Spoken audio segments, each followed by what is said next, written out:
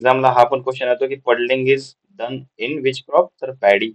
Paddy म्हणजे काय? Rice. म्हणजेच काय? ओरायझा सटिवा. ओरायझा सटिवा.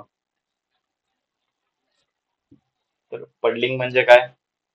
तर जे काही फिजिकल मॅनिप्युलेशन असेल सॉइलचं, फिजिकल मॅनिप्युलेशन ऑफ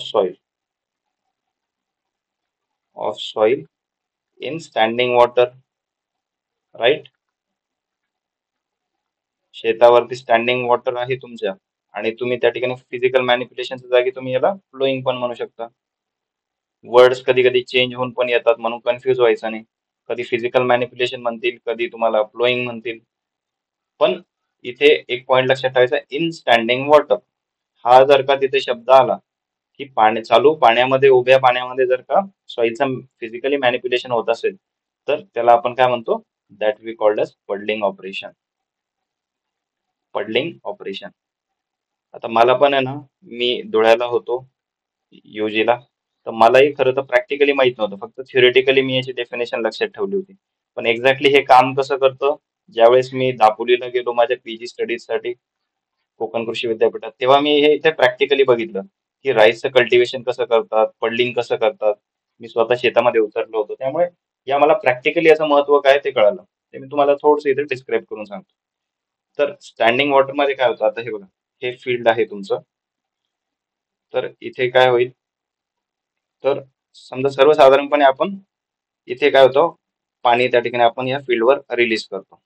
मग ते एक तर आर्टिफिशियली असेल, कॅनल वगैरे थ्रू, किंवा सपोज हे ढग आहेत, तर याच्यामधनं जो काही रेन पडतो, पाऊस पडतो, तर जे काही पाणी या ठिकाणी शेतावर पडतं. आता जनरली काय होतं, हे पाणी इथे शेतावर पडलं की काही काय होणार, डीप पेनिट्रेट होणार, डीप पेनिट्रेशन, आणि खाली ग्राउंड वॉटरला जाणार. बरोबर आहे. काही पाणी इथं वरती स्टोर राहणार रूट झोन मध्ये क्रॉपच्या, आणि काही पाणी वरून ओव्हरफ्लो होणार, आणि मग एक पुढे जाऊन रिव्हर्सला जाणार, समुद्राला जाऊन मिळणार. तेच आपण पडलिंग ऑपरेशन. आता आपल्याला माहिती आहे की राईस हा जो क्रॉप आहे याच्यासाठी काय लागतं, तर स्टँडिंग वॉटर गरजेचं आहे. शेतामध्ये उभं पाणी असणं गरजेचं आहे. राईस क्रॉपला ती कंडिशन गरजेची असते. 5 to 10 सेंटीमीटर आपण स्टँडिंग वॉटर त्याला ठेवत असतो. तर आता इकडे आपण दुसरं फील्ड बघूया की जिथे आपण पडलिंग करतो. आता होतं काय, सेम. इथे आपण पाणी येतं, मग ते पावसाने असू द्या किंवा आर्टिफिशियली असू द्या.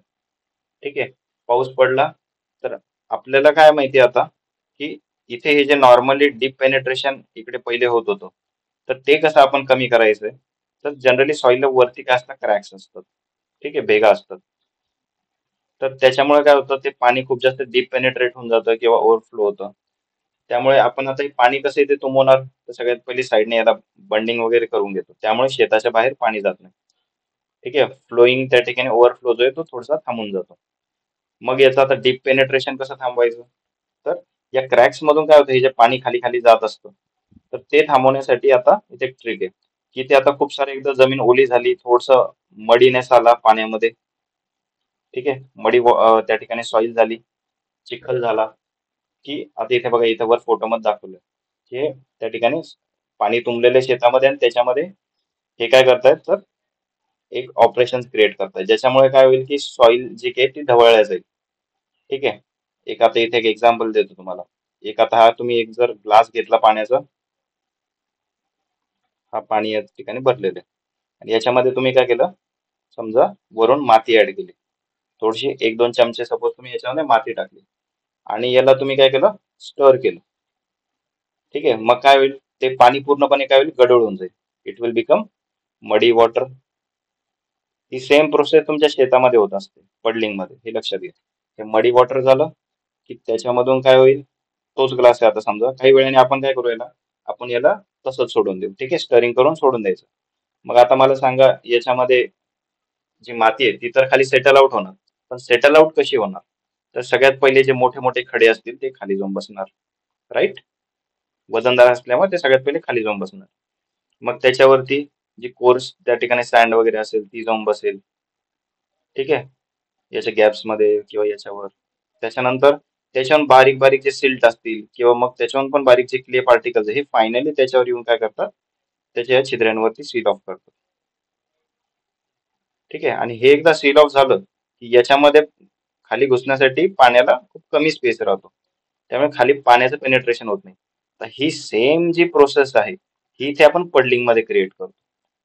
काय होतं, तर इथे आपण हे बघा, हा माणूस जे इथे काय करतोय, तर युझिंग द बुलक्स ते या ठिकाणी सॉइलला काय करताय, एक प्रकारे स्टरिंग करताय, जसं आपण ग्लास मध्ये स्टरिंग केलं. आता इथे आपण चमचा घेऊन स्टर करणार का शेतभर, तर नाही.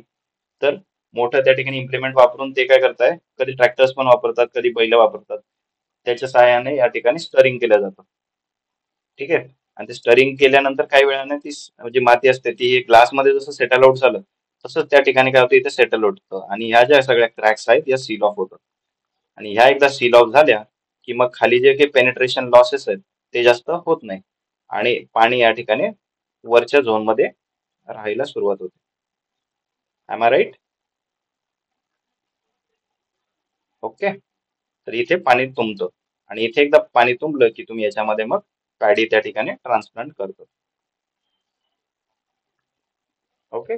So this operation is known as puddling. ऑपरेशनला म्हणतात पडलिंग. आणि जी सॉइल तयार झाली तिला काय म्हणतात, तर तिला म्हणतात पडल्ड सॉइल. ओके. कळालं सर्वांना कन्सेप्ट?